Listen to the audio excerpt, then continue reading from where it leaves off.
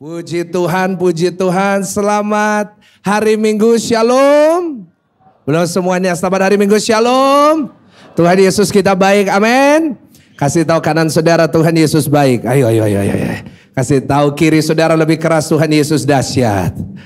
Dia percaya dia luar biasa, boleh lambaikan tangan tinggi-tinggi. Kasih tepuk tangan yang paling dahsyat, tepuk tangan yang paling meriah buat Tuhan. Wow, gimana kabar saudara semuanya hari ini? Benar luar biasa, sekali lagi saya tanya bagaimana kabar saudara hari ini? Luar biasa, haleluya. Saudara siap menerima firman Tuhan, amin? Puji Tuhan. Mari kita buka Alkitab kita bersama-sama dalam Kejadian pasalnya yang ke-24, ayatnya yang pertama sampai ayatnya yang ke-10. Ya, saya percaya hari ini firman Tuhan akan memberkati saudara semua. Saya berdoa apa yang akan kita baca hari ini menjadi satu pelajaran yang penting bagi kita semuanya. Saudara, pasal 24 ini ada sekitar 60 lebih ayat yang menunjukkan bahwa ini merupakan satu pasal yang sangat penting. Nanti kalau saudara perhatikan, sebenarnya pasal 24 adalah penyambung dari antara pasal 23 dan 25. 23 kita lihat bagaimana Abraham menerima janji Tuhan. Bagaimana Abraham dipakai Tuhan luar biasa. Dan nanti kalau saudara baca Kejadian 25, kita akan membaca betapa Ishak menjadi seseorang yang kaya, kian lama kian kaya, hingga menjadi sangat kaya. Nah, apa yang terjadi di 24 itu penyambungnya. Nah, di dalam kisah ini banyak orang tidak tahu bahwa penyambung yang Tuhan pakai adalah seseorang yang bahkan banyak dari kita tidak tahu namanya. Nah, hari ini kita mau lihat siapa yang Tuhan pakai di Kejadian 24. Yang pastinya meneruskan apa yang menjadi janji Tuhan dalam kehidupan Abraham untuk keturunannya. Ya, kita baca bergantian. Saya akan baca ayat 1, saudara baca ayatnya yang kedua. Dan kita mau baca bersama-sama dengan suara yang keras, dengan mantap, dengan bergantian. Demikian firman Tuhan.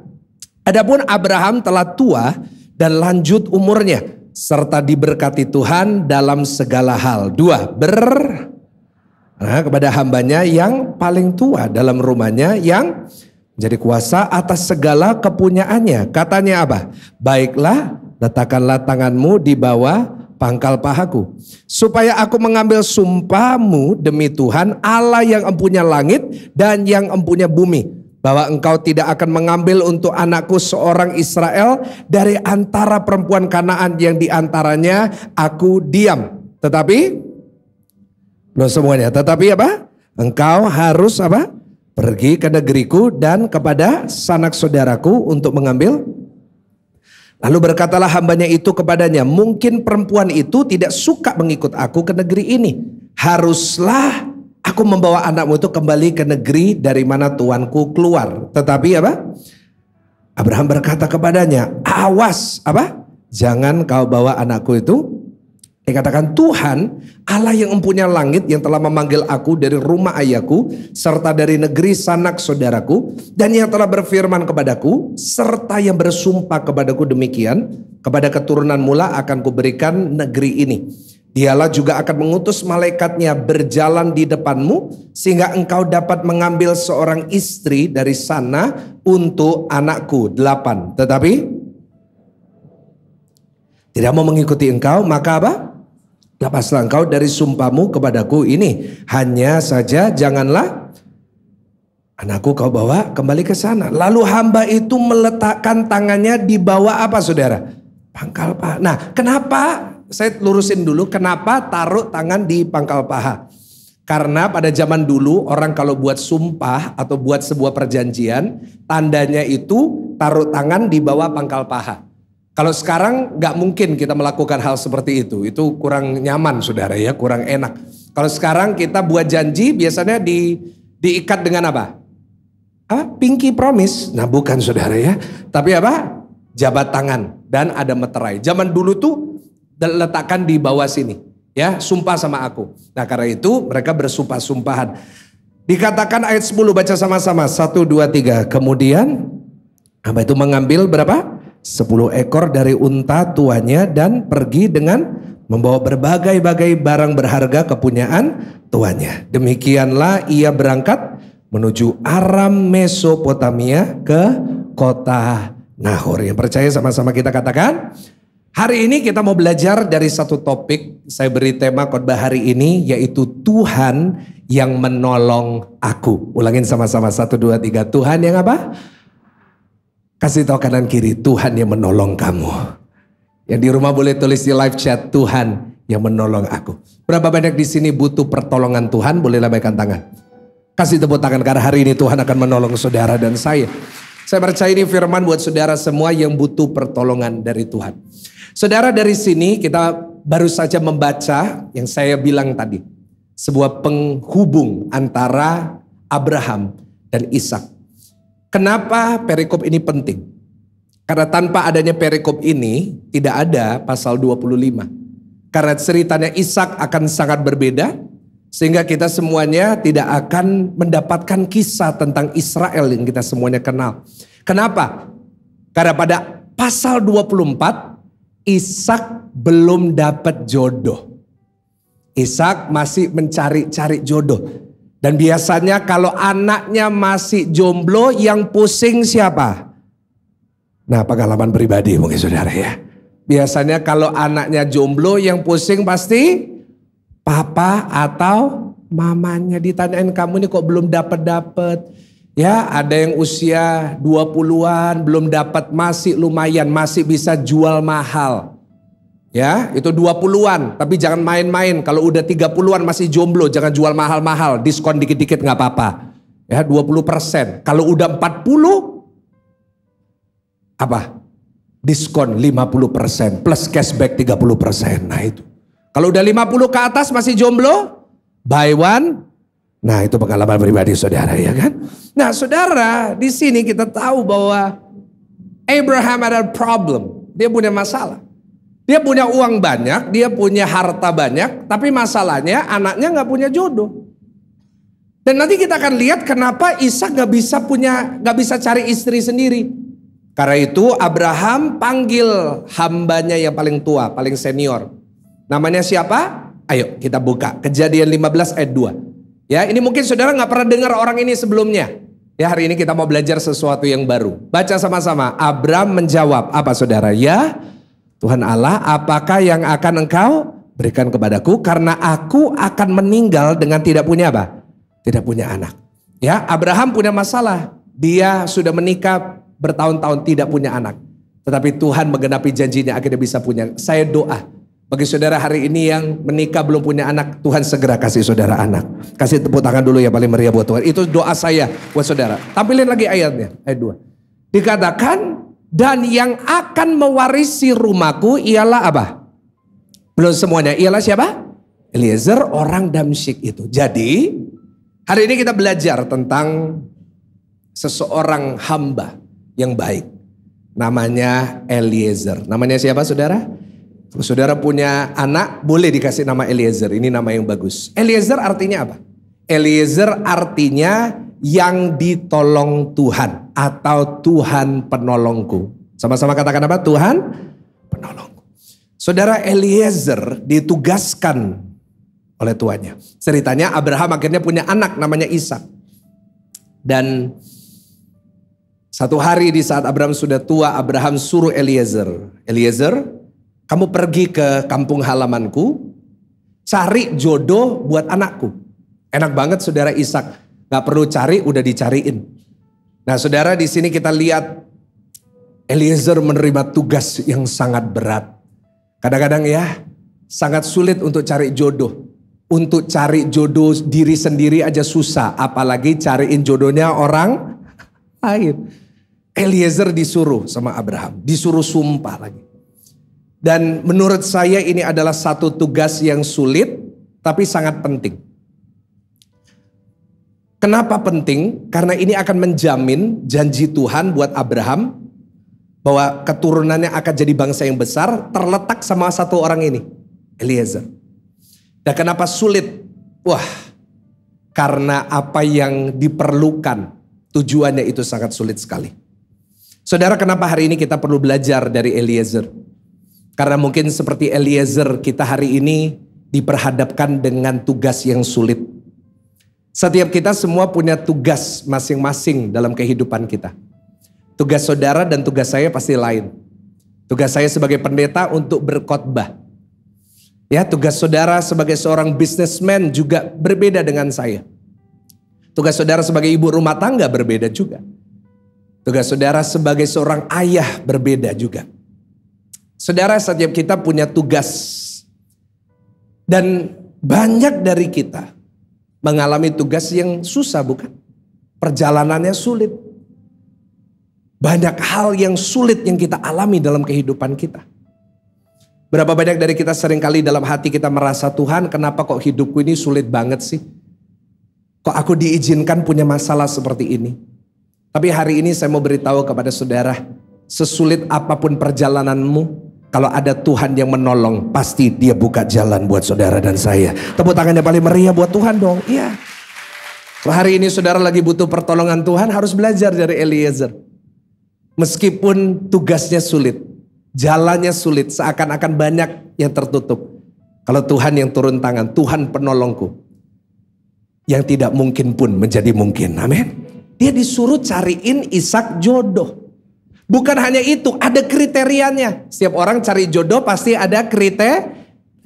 Saya punya teman punya saudara pernah cerita gini. Perempuan nih, masih umur 12 tahun. Saya ngobrol, kamu nanti ke depannya punya cita-cita apa? Jawabannya, mau punya suami. Oh ya luar biasa ya, umur 12 sudah mikir gitu. Kriterianya apa? Banyak. Apa aja? Harus kaya. Ih 12 tahun wis damjian saudara ya. Harus kaya, terus ganteng, terus tinggi, terus six pack. Terus punya toko emas. Dan kalau bisa anak tunggal. Dan papa mamanya udah sakit-sakitan. Haleluya Tuhan, ampuni Tuhan. Ya kan, ada orang kriterianya macam-macam. Nah, kriterianya Abraham sulit. Cari jodoh, gak boleh orang Kanaan. Banyakan orang Kanaan. Apalagi, harus dari keluarganya Ishak sendiri. Harus satu keluarga sama Abraham. Kalau bisa sepupu. Eliezer gimana tahu? Pada zaman itu belum ada Facebook. Gimana bisa cari tahu keluarganya Ishak yang mana?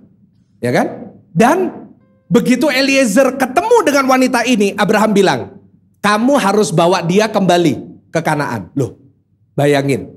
Coba bayangin jadi Eliezer. Disuruh ke kota asing, suruh cari perempuan yang mau dijodohkan, terus bawa perempuan ini kembali. Saya mau tanya, ini sulit atau gampang? Sulit banget Bapak Ibu. Dan mungkin kita juga mengalami hal yang sama. Aduh Pak Pendeta, kok rasanya Tuhan itu mengizinkan yang sulit-sulit dalam hidup saya. Tetapi gak apa-apa Bapak Ibu Saudara, seberapapun sulit itu, saya percaya Tuhan pasti tolong saudara. Seperti Eliezer saya berdoa, Tuhan buat perjalanan hidup saudara berhasil. Tepuk tangan yang paling meriah ya. Ayo kita mau belajar dari Eliezer, apa yang membuat dia bisa berhasil. Saudara mau berhasil, amin. Ya saudara mau sukses, amin. Nah kita mau lihat, kita gak bisa sukses tanpa pertolongan Tuhan, itu dulu. Ya, jadi kita hari ini mau belajar 3 hal yang membuat Eliezer mengalami pertolongan Tuhan secara cepat. Yang pertama, kita buka Kejadian 24 ayatnya yang ke-12. Ayo baca sama-sama. Kejadian 24 ayat 12. Baca dengan suara yang keras. 1, 2, 3. Apa? Lalu berkatalah iya. Apa saudara? Tuhanku Abraham, buatlah kiranya apa? Tercapai tujuanku pada hari ini. Tunjukkan kasih setiamu kepada Tuanku Abraham. Nah saudara, kata kuncinya di mana? Kiranya tercapai apa? Belum semuanya. Kiranya tercapai apa? Jadi kalau kita mau lihat pertolongan Tuhan, pastikan yang pertama, kita memegang visi yang jelas dari Tuhan. Ulangin, 1, 2, 3. Pegang apa? Kasih tahu kanan kiri, kamu harus punya visi. Harus punya tujuan. Kita harus punya tujuan. Saudara di sini yang sudah dewasa maupun teman-teman yang masih muda, pastikan engkau hidup dengan visi. Yang setuju katakan amin. Kenapa Eliezer bisa menuju ke Nahor? Kenapa dia mau mengambil perjalanan itu? Kenapa dia berani bersumpah? Karena dia berangkat dengan sebuah visi yang Tuhan berikan lewat Abraham. Dan saya mau beritahu gini ya. Kalau Tuhan yang kasih visi, Tuhan pasti membuatnya berhasil. Saudara lihat, visinya Tuhan buat Eliezer adalah pergi carikan istri buat Ishak. Berapa jauh dia harus pergi? Nggak gampang, nggak deket. Kalau saya melihat di map Israel, saudara, perjalanan dari di mana Eliezer hidup dan Nahor itu kurang lebih 400 km. Ini jauh atau dekat? Jauh banget loh. 400 km itu dari Surabaya ke Semarang. Bayangin pada zaman itu belum ada mobil. Saya kalau ke Semarang, saya kalau ke Jakarta sukanya nyetir, sudah. Kalau Surabaya Jakarta itu kurang lebih 700 km. Bayangin, Eliezer belum ada mobil waktu itu. Naiknya apa? Onta. Onta, pernah lihat onta? Bukan yang cepat, saudara. Onta itu pelan. Makan aja pelan banget, saudara. Ya kan kalau dia di Taman Safari. Nah, dia harus membuat perjalanan kurang lebih 2 minggu. Di tengah teriknya padang gurun. Saya mau tanya, Surabaya lagi panas nggak? Surabaya ini panas banget. Saudara enak duduk diem. Saya dari tadi jalan kanan kiri pakai jas. Saudara pikir saya nggak kepanasan, saudara, ya kan? Waduh, saya di atas ini juga ngerasa panas. Bukan karena AC-nya. AC-nya ini udah 20. Udah dinyalain semua. Tapi memang ini karena cuacanya panas. Bayangin padang gurun itu lebih panas daripada Surabaya. Naik onta. 2 minggu. Tapi apa yang membuat dia kuat? Sederhana. Karena dia punya visi. Apa yang bisa membuat saudara kuat menjalani hidup meskipun ada masalah? Satu kata, yaitu apa? Visi. Visi itu apa sih? Visi itu Tuhan kasih kepada setiap kita. Satu orang satu. Beda visi saudara sama saya. Kita semuanya punya visi. Tetapi yang membuat kita semua sama adalah visi kita selalu datang dari firman Tuhan. Itu udah pasti. Kalau kita mau dengerin visi apapun dari siapapun, pastikan visi itu selalu datang dari apa? Hati-hati, karena visi dan ambisi itu beda. Hati-hati. Saya selalu meminta sama Tuhan kasih visi.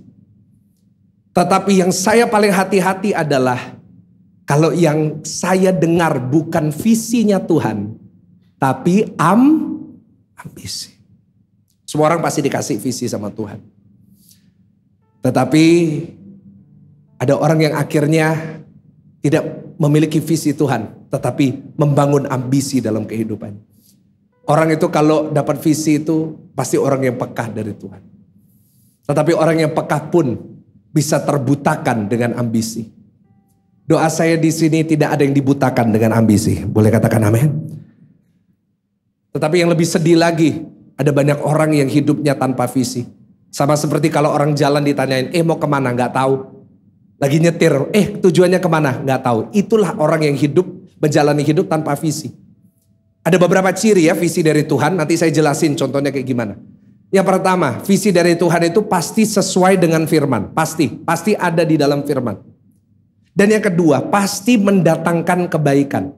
Kalau nggak datengin kehancuran, datengin keributan, itu bukan visi dari Tuhan. Itu ambisi. Hati-hati loh saudara.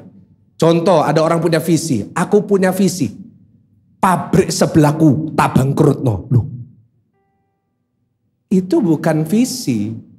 Itu ambisi. Ya, hati-hati. Ada yang bilang gini, Pak, visi saya mau buat mertua saya mati. Haleluya, Tuhan ampuni, Tuhan ampuni. Itu bukan visi. Kalau visi saudara membuat orang lain rugi, mohon maaf ya. Itu bukan visi, tapi ambisi. Saya selalu jaga hati saya. Kalau enggak, ambisi manusia itu kadang-kadang bisa membuat orang jadi jahat. Enggak peduli mainnya kasar, mainnya curang. Menghalalkan semua cara. Jangan ya. Saya berdoa di gereja ini nggak ada yang punya ambisi. Visi kita cuma satu, memenangkan jiwa-jiwa berkerajaan surga. Kasih tepuk tangan yang paling meriah, tepuk tangan yang paling dahsyat. Ya. hari ini ya minta visi. Visi itu kayak gimana sih? Contohnya visi itu, Tuhan, hidupku mau jadi berkat. Ada yang mau kayak gitu? Amin. Aku kerja ini, aku mau jadi berkat buat orang lain. Iya. Ya. Aku mau jadi berkat. Contoh, aku mau jadi berkat untuk gerejaku. Oh, itu bagus. Ada seorang ibu saya kenal, visinya mau jadi berkat buat hamba-hamba Tuhan. Kalau hamba Tuhan datang, dikasih makan, dikasih kopi, dikasih ini. Gak apa-apa, bagus. Mungkin visi saudara beda. Pak, saya visinya mau jadi papa yang baik. Saya berdoa di tempat ini, bapak-bapak yang punya anak, engkau jadi bapak yang baik. Kenapa? Hari-hari ini banyak keluarga hancur. Kenapa? Karena suaminya, papanya yang dihancurkan. Iblis itu ya hari-hari ini nyerangnya itu pinter. Hari-hari ini dia nyerangnya itu lewat kepala keluarganya dulu. Bapak-bapak, Pak, halo Pak. Hati-hati sama serangan iblis. Kalau bapak-bapak udah mulai tertarik sama perempuan lain, itu iblis Pak. Loh gak ada yang amin Pak. Kenapa Pak? Bidadari. Halo Pak, hati-hati ya Pak. Saat engkau hidupnya udah mulai melenceng, itu adalah awal dari kehancuran dari keluarga. Keluarga itu hancur kalau bapaknya hancur. Saya berdoa di tempat ini, papa-papa jadi papa-papa yang baik. Sehingga anak-anaknya juga baik. Kasih tepuk tangan yang paling meriah. Itu visinya gitu. Aku mau jadi papa yang baik yang tanggung jawab. Apalagi, mungkin anak-anak muda, visinya apa? Saya mau berhasil untuk membanggakan orang tua. Top, bagus. Visinya tuh harus jelas sejak muda. Ya, saya berdoa di sini kita semuanya bukan cuma punya visi, tapi berjalan dengan visinya Tuhan. Ulangin sama-sama, berjalan dengan apa? Kita jalannya tuh ada visi, ada tujuannya. Nah, gimana caranya? Belajar dari Eliezer. Ada 5 hal yang dia lakukan. Yang pertama, kalau kita mau berjalan sama visi Tuhan, kita harus nentuin posisi. Kita harus tahu diri kita ini siapa. Kita harus tahu siapa kita. Nah, Eliezer tahu dirinya siapa. Dirinya adalah hamba. Karena itu, kalau begitu dia punya visi, yang penting seorang hamba melaksanakan tugasnya. Begitu. Kalau sudah berkata, visi saya Pak Pendeta, saya mau jadi papa yang baik untuk anak-anak saya. Pastikan engkau tahu posisimu. Apakah engkau sekarang sudah jadi seorang bapak yang baik? Engkau harus belajar. Belajar dari firman. Ya, introspeksi diri. Saya ini di mana sih? Kekuatan saya di mana sih? Ada orang, Pak, visi saya jadi pendeta. Tetapi nggak bisa bicara di depan umum. Nah, ini posisinya nggak jelas. Ya, jadi kita harus tahu posisi kita, nggak boleh sembarangan. Yang kedua, kita harus punya tujuan yang jelas. Ulangin sama-sama, memiliki apa? Jadi dalam hidup ini harus ada tujuannya.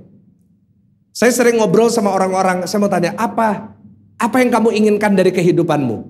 Gak tahu Pak Pendeta, aku ya bingung. Loh, saya tanya 5 tahun ke depan rencananya apa? 5-year plan. Saya selalu kalau suka ngobrol sama orang, saya tanya, 5-year planmu apa?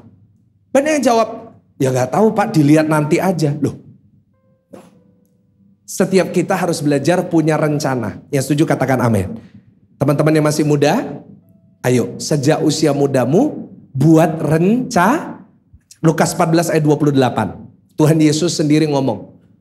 Baca sama-sama 1, 2, 3. Sebab siapakah di antara kamu, sama-sama ayo, yang kalau mau apa? Mendirikan sebuah menara tidak duduk dahulu membuat apa? Anggaran biayanya. Kalau cukup uangnya untuk menyelesaikan apa? Ada orang yang punya tujuannya, visinya, wah saya mau mendirikan ini, saya mau jadi ini. Tapi gak ada tujuan, gak ada persiapan. Gak bisa.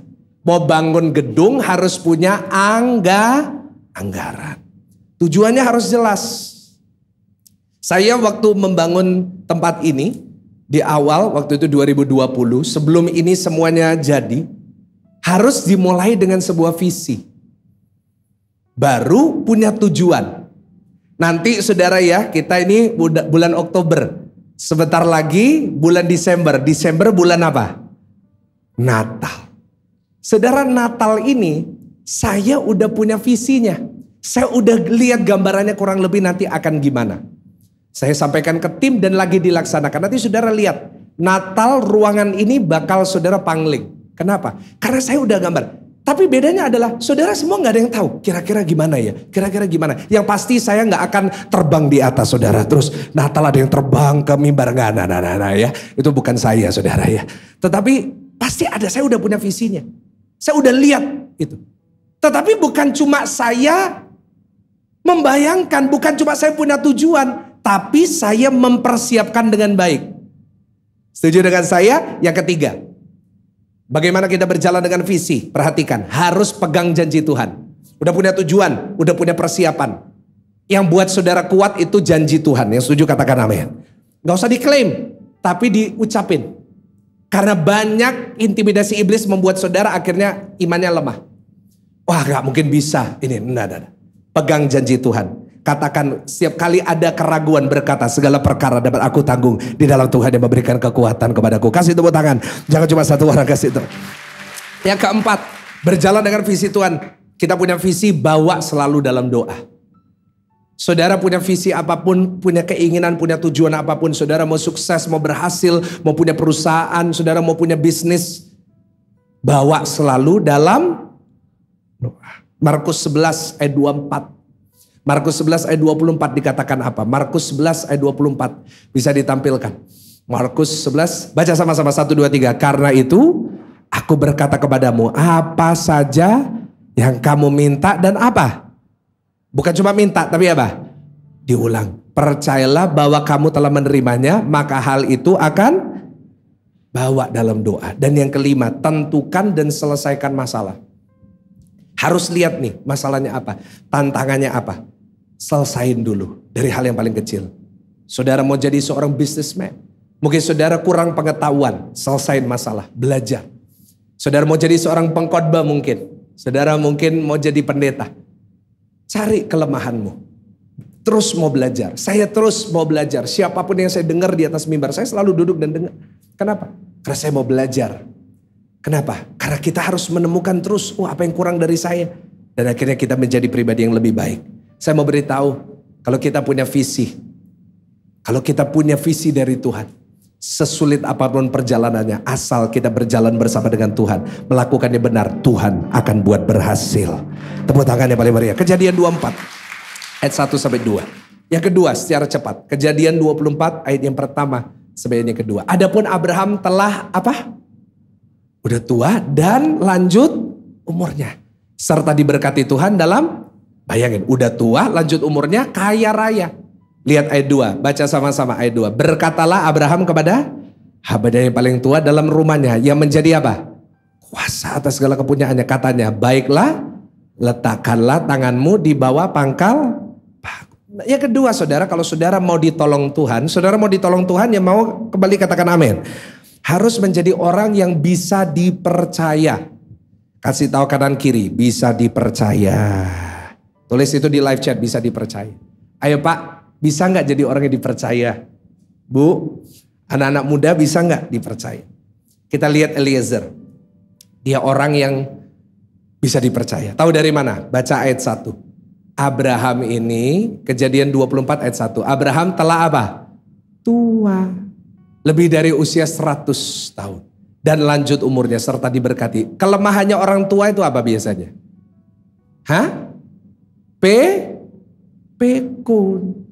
Kadang-kadang punya uang lupa ditaruh di mana. Tapi gak tahu ya. Rasanya orang Indonesia meskipun tua ingat kalau tentang uang saudara.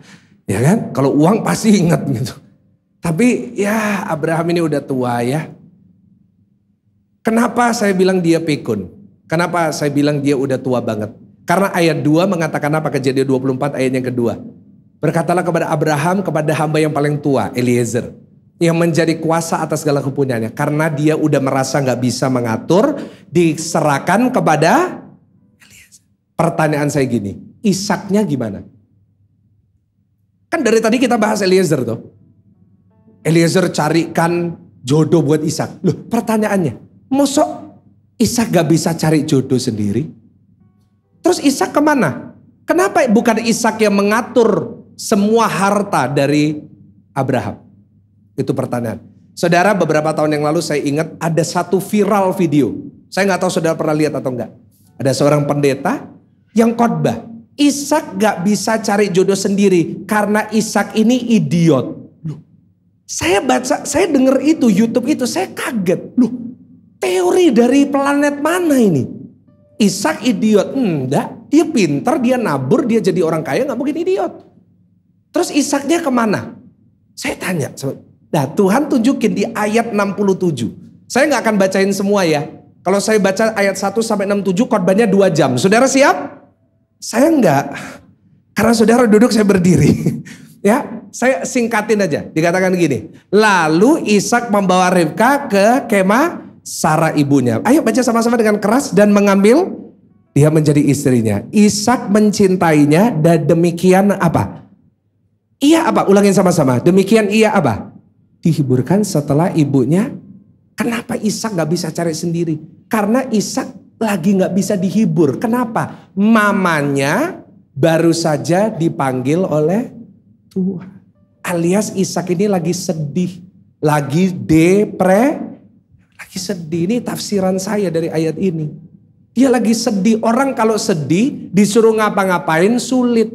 Orang kalau sedih disuruh makan sulit. Ada 2 macam. Orang kalau lagi stres banyak makan atau dikit makan. Saudara yang mana? Nah, biasanya yang banyak makan itu biasanya melebar ke kanan dan ke kiri terus, ya kan? Nah, Ishak stres. Karena itu dia gak ngurusin bundanya papanya. Akhirnya papanya menyerahkan kepada Eliezer. Saudara coba saudara jadi Eliezer. Semua harta Abraham dipercayakan sama saudara. Ishaknya lagi depresi. Sebenarnya ya kalau orang mau mikir jahat, ini kesempatan emas untuk ngerampok Abraham. Setuju gak? Semua punyanya dia. Tetapi kita lihat Eliezer tidak menyalahgunakan kepercayaan itu. Itu yang buat Tuhan membuat dia berhasil. Bapak ibu saudara, jujur ya, berapa banyak dari kita akan menyalahgunakan kepercayaan itu waktu ada kesempatan.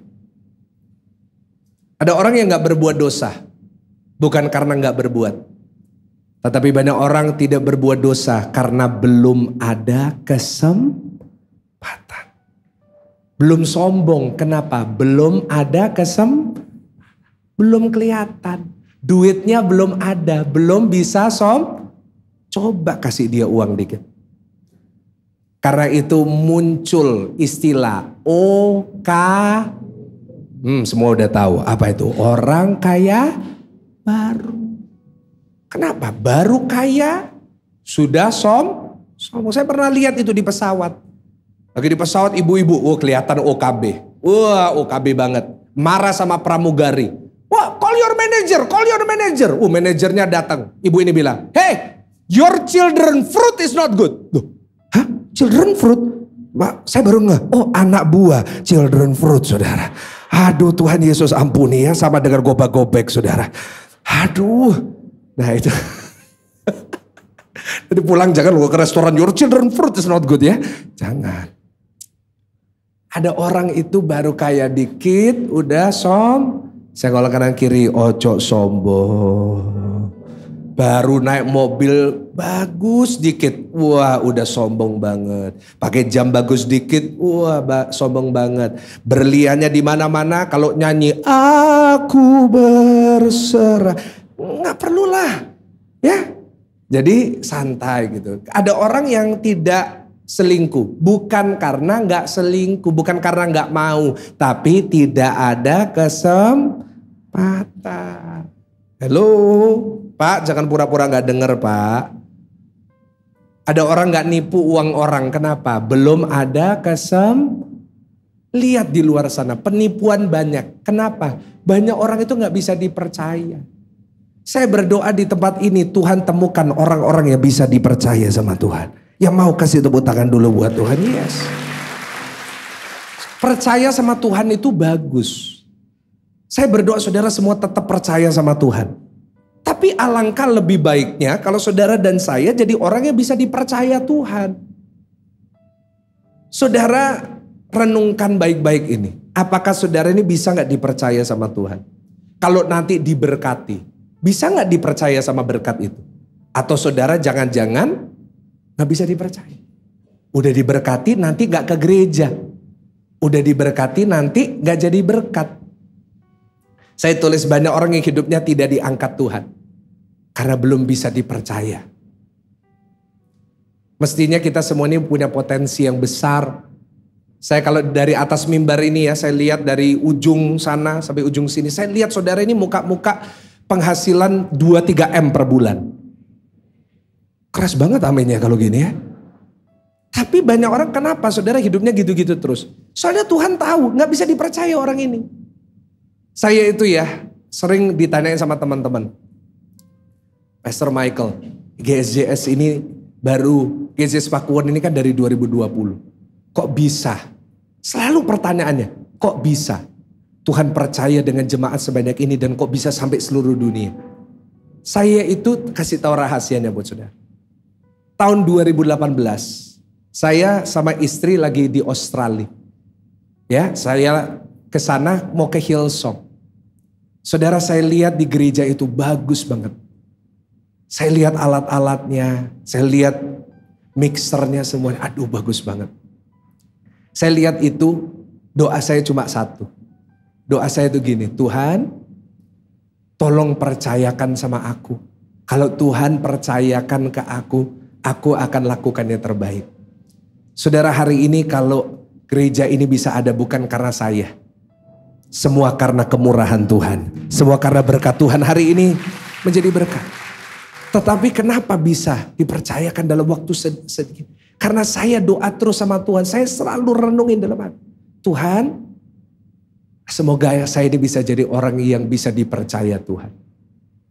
Begitu juga dalam hidup saudara. Ayo kita jadi orang yang bisa dipercaya. Amin. Siapa orang yang gak bisa dipercaya? Yang pertama, orang yang egois. Orang egois gak bisa dipercaya sama Tuhan. Eliezer itu mestinya punya banyak hal yang dia diuntungkan kalau Ishak gak menikah. Kejadian 15 ayat 2. Baca lagi. Ya, Kejadian 15 ayat 2. Abraham menjawab, ya Tuhan Allah, apakah yang akan kau berikan kepadaku? Karena aku akan meninggal dengan tidak mempunyai anak. Dan yang akan mewarisi rumahku ialah apa? Loh, pada zaman itu kalau orang kaya gak punya anak, hartanya bukan datang ke keluarga. Hartanya turun ke pembantu yang paling senior. Semuanya jatuh ke Eliezer. Loh, kalau Ishak gak dapat jodoh, Abraham lalu mati. Lalu Ishak depresi bunuh diri. Saya mau tanya, hartanya semua jatuh ke siapa? Loh, kalau dia gak bisa dipercaya, gak dicariin jodoh. Kenapa? Supaya Ishak cepat Tapi dia gak egois. Berapa banyak orang itu egois ya? Maunya menang kalau bisa dia yang paling kaya. Kalau bisa dia yang paling besar. Kalau bisa dia yang paling segalanya. Ayolah. Kita belajar jadi anak-anak Tuhan. Jangan egois. Yang setuju katakan amin. Eliezer gak egois. Dia cariin jodoh yang baik buat Ishak. Dan dia gak dapat apa-apa. Tapi itu yang Tuhan cari. Dan Tuhan pasti berkati dia dengan cara sendiri. Yang kedua, siapa orang yang gak bisa dipercaya? Orang yang tidak punya integritas. Eliezer pasti punya 1001 cara untuk nipu Abraham. Setuju gak sama saya? Wah, banyak. Bisa aja dia udah nemu Ribka terus dia pura-pura tidak nemu. Tetapi, waduh. Nanti baca ya di rumah ceritanya. Ayat 55-56. Yang namanya Ribka itu udah dilamar sama Eliezer. Untuk menikah dengan Ishak. Lalu Ribka menerimanya. Oke, aku menerima. Tapi kakaknya Ribka, cece-nya itu bilang, jangan diambil hari ini. Tunggu sebentar, tunggu 1 minggu, kita ngelepas kangen dulu. Eliezer ngomong gini, jangan Tuan, jangan Ibu. Kenapa? Aku harus segera. Harus apa saudara? Kenapa cepat-cepat? Karena takut Abraham keburu. Dia itu punya integritas. Integritas itu apa? Tidak kelihatan, tetap ngelakuin yang benar. Ya, meskipun tidak ketahuan, tetap melakukan yang benar. Seperti Yusuf, integritas. Berdua dengan Tante Poti. Ya, saya mau tanya, Yusuf waktu digoda sama Tante Poti, jawabannya apa? Tante, biar kehendakmu yang jadi gitu. Enggak toh? Dia bilang dia larikan diri. Saudara, ayo punya integritas. Anak-anak muda punya integritas. Ini ibadah lansia, gak ada anak mudanya ya. Anak muda, ayo pacarannya yang bener. Pacarannya jangan buat setan minder. Anak muda kalau pacaran, luar biasa. Mesra sekali. Baru 2 bulan pacaran, manggilnya papi, mami. Lebih parahnya bunda, najis. Ya kan baru aja pacaran. Wah, lalu banyak anak-anak muda lupa kalau dia belum menikah. Hubungan seks sebelum nikah. Loh, itu anak muda gak punya integritas. Ya, anak-anak muda ayo jaga kekudusan di masa mudamu. Boleh katakan amin? Iya, punya integritas bapak-bapak. Ya, punya integritas, punya kesempatan. Ya, sama wewe gombel. Jangan diambil pak. Jangan, gak apa-apa, istri gak bakal tahu. Gak apa-apa. Ada orang bilang gak apa-apa, nanti saya di setiap kota punya istri. Lumayan loh. Aduh. Yang ketiga, siapa orang gak bisa dipercaya? Orang yang pelit. Tanda kanan kiri, pelit gak lo? Gak ada yang berani saudara. Kenapa? Sesama orang pelit dilarang saling mendahului. Kejadian 24 ayat 22. Ayo buktinya mana? Ingat ya. Semua hartanya Abraham itu kuasanya yang megang siapa? Jadi Eliezer yang punya kuasa bagi harta, kasih harta atau enggak? Baca, saya bacakan. Setelah unta-unta itu puas minum, maka orang itu mengambil anting-anting emas yang setengah shikal beratnya, sepasang gelang tangan yang 10 shikal beratnya, dan memberikannya kepada Ribka. Wow. Bukan hanya itu, lanjut ayat 53. Ayat 53. Dikatakan apa? Kemudian, baca sama-sama, 1, 2, 3. Kemudian apa?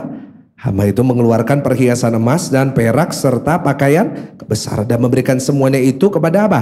Ribka, juga kepada apa? Jadi bukan cuma untuk Ribka, juga kepada apa? Saudaranya, dan kepada ibunya diberikannya pemberian yang semua harta yang dibawa dikasihkan. Bisa nggak Eliezer nyimpen untuk dirinya sendiri? Bisa. Enggak. Kasih. Saya berdoa di sini makin saudara diberkati, nggak makin pelit. Terima kasih buat 2 orang yang bilang amin. Saya berdoa makin diberkati, makin tidak pelit. Bapak-bapak makin diberkati, makin nggak pelit. Belikan istri tas. Ajak jalan-jalan ke Jepang. Makin lama ibu-ibu yang amin ya.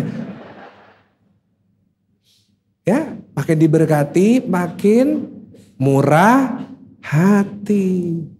Harus bisa dipercaya. Ya. Saudara, hari ini saya berdoa kalau bisa dipercaya, maka Tuhan akan membuat saudara berhasil dan sukses dan selalu diberkati. Tepuk tangan. Pemain musik boleh bantu saya? Ayat terakhir, Kejadian 24 ayat 52. Ayat terakhir. Ketika hamba Abraham itu mendengar perkataan mereka, sujudlah ia sampai ke tanah. Baca sama-sama, menyembah Tuhan. Yang pertama tadi apa? Berjalan dengan visi Tuhan. Yang kedua harus bisa dipercaya. Kalau saudara mau ditolong Tuhan, yang ketiga, engkau harus mengembalikan kemuliaan kepada Tuhan. Mengembalikan apa? Kemuliaan kepada Tuhan. Eliezer berhasil akhirnya. Apa yang dia lakukan? Dia sujud menyembah Tuhan. Dia kembalikan kemuliaan kepada Tuhan. Dia gak merasa hebat, padahal dia hebat loh sebenarnya. Dia udah ngelakuin semua yang baik, dia berjasa loh. Kalau gak ada Eliezer, Ishak gak punya istri. Tapi dia akhirnya nyembah Tuhan. Kenapa? Karena dia tahu dia itu hamba. Dan semua yang dia punya dan bisa itu semua hanya karena kemurahan Tuhan. Ini contoh yang bagus. Mulailah dengan doa, akhiri dengan syukur. Ulangi, memulai dengan apa? Mengakhiri dengan apa? Semua kadang-kadang mulainya pakai doa. Tuhan berkati aku. Tuhan tolong aku. Tuhan berkati aku jadi sukses. Tapi begitu udah dijawab doanya gak bersyukur. Tapi sombong. Malah menuntut, mengeluh, merasa kurang. Tetapi hari ini belajar dari Eliezer. Mulainya doa minta Tuhan. Tapi waktu dia dibuat berhasil, segala kemuliaan kembali kepada, berikan kemuliaan kembali kepada Tuhan. Bangkit berdiri Bapak Ibu bersama-sama, bangkit berdiri. Ini penting ya, kembalikan kemuliaan dalam hidupmu kepada Tuhan. Saya tahu di sini banyak orang sukses, banyak orang kaya, banyak orang yang diberkati. Ayo, setiap kali ada kesempatan untuk engkau sombong, kembalikan kemuliaan semua kepada apa? Orang muji saudara, aduh sekarang hebat ya, luar biasa ya. Selalu kembalikan kepada Tuhan. Semua ini karena Tuhan. Jangan orang bilang, wah hebat ya. Terus saudara, iya hebat, siapa dulu? Loh, jangan gitu. Ya saya selalu gitu, saya itu selalu jaga hati. Kalau manusia ini hatinya gak dijaga, bahaya. Karena manusia ini paling gampang